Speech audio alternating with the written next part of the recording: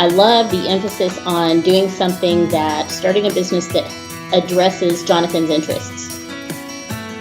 Because, and I think we talked about that a couple weeks ago, nobody else really wants to do that. They don't want to address the interests of the person, and yet most young people get asked, what do you want to do, right? So I guess I'm just really glad that continued.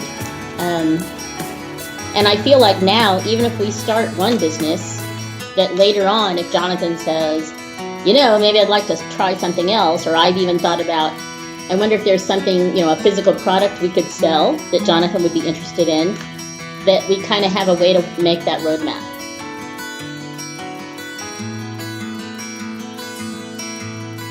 All right. So in terms of feelings, I have finally, over the course of many years, learned to trust my wife with the idea of what is it that we need to do in order to help Jonathan reach his full potential.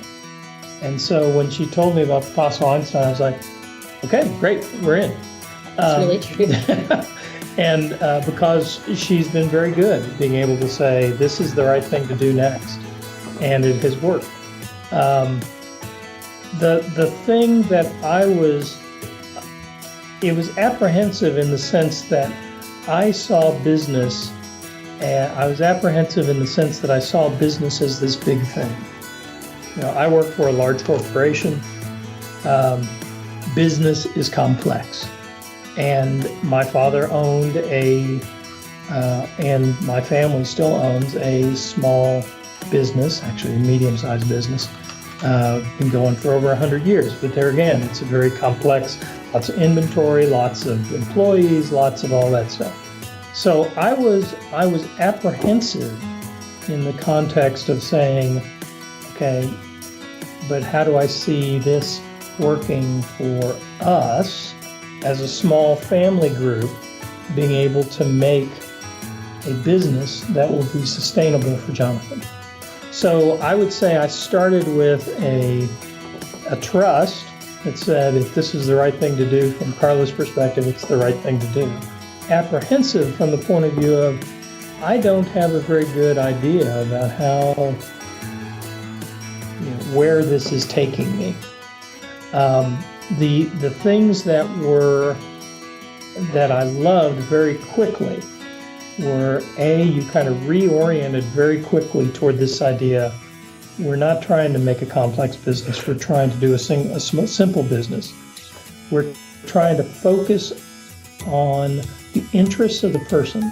And that was actually a very enlightening conversation for us, because Jonathan has been remarkably clear about his desires for many years. And in fact, you saw a spark of initiative in him, because he was like, I want to lead parachute games. Mom, you need to find me places I can volunteer to lead parachute games. Mom, we need to go to Park Day this Friday to lead parachute games. And so he was finding, ways to explore his interest. And he was basically using us. He has enough motivation to say, I'm going to keep bugging you until you get me what I need so that I can accomplish this task. And so through the conversation that you led with, we're focusing on a person ventured, it's a simple job. It is focused on interest, and it's a way to build connection to community. You basically were giving a path that said, you know what? You were interpreting the signals that Jonathan was giving us for many years. And I think that's what Carla was reacting. Carla kind of saw that as the opportunity. But that to me started the process of saying, okay, how do we start to do this? It is still, and so that to me started to alleviate that anxiety of how do I make this transition from starting to actually make a business. and I think it's kind of continued in that way, because what you've focused on is how, you start small, don't get too big, don't overextend yourself. Just say, what's the next step I need to take in order to say I'm ready to move something forward.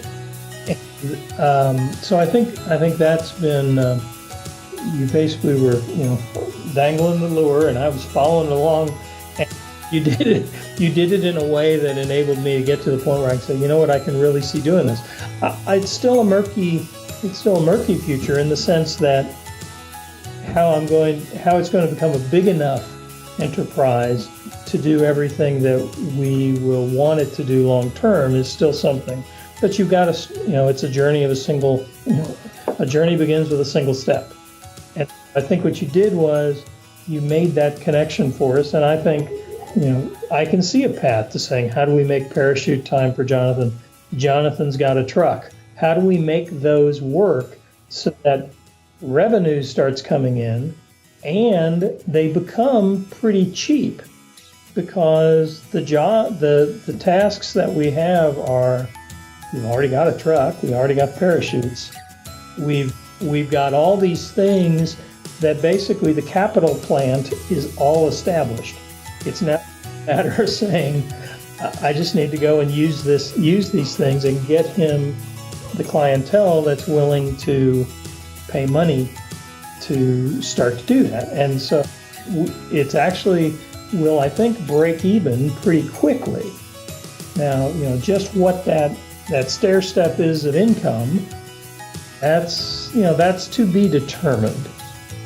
How big is the market, and how much work is it going to be, and how much competition is there out there, and how much, all that has to come. And Carla had made a very useful observation, because you talk about what jobs with like job coaches and everything else. But she made the comment, and it was a useful one. She said, someone had said, oh well, Jonathan can have a job rolling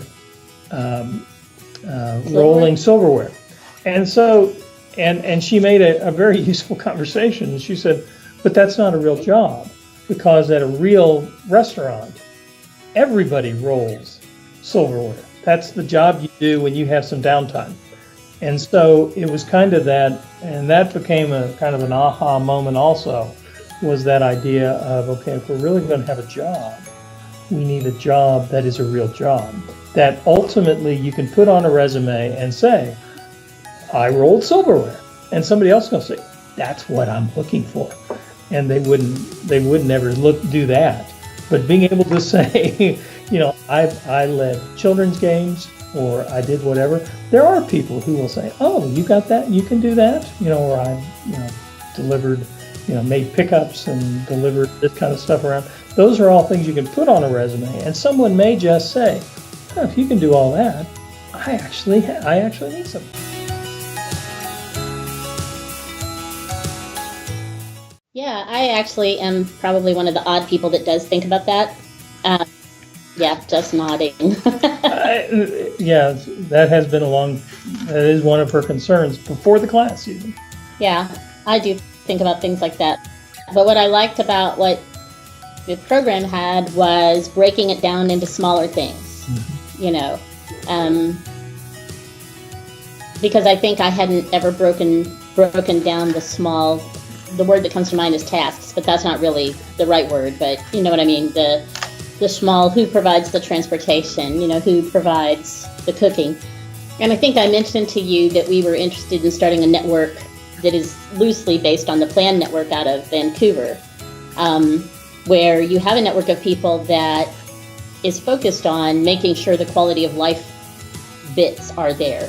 Does Jonathan have a good quality place to live? Does Jonathan have outside activities, right?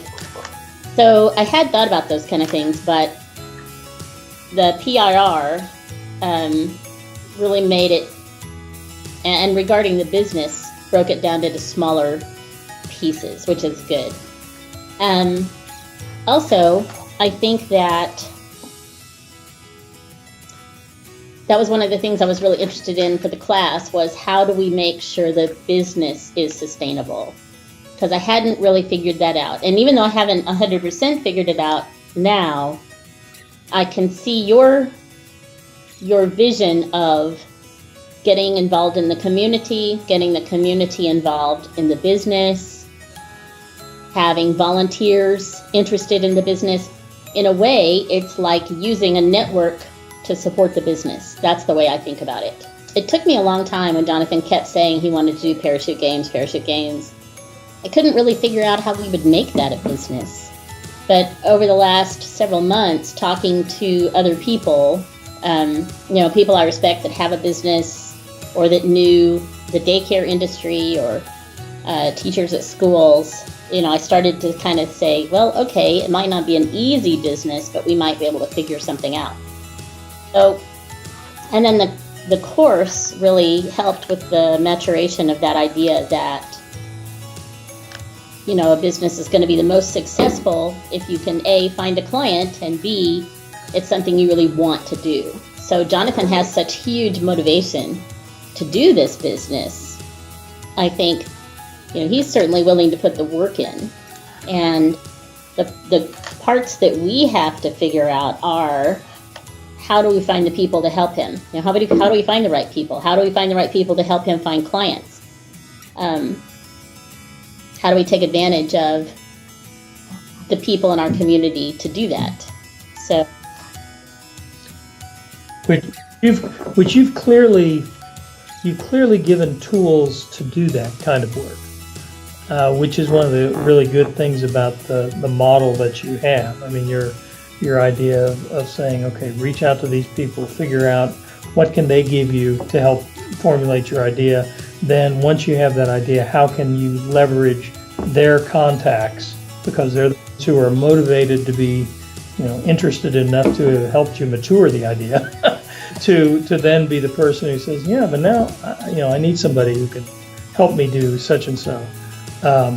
Those are all, you've given kind of the clues and the process by which to do that. And the challenge, I think the challenge in terms of the course is, there's this perception you got to do all this. You've got this 1 week, watch the video, make this happen, watch it, and that's and when we first came into it, and we haven't.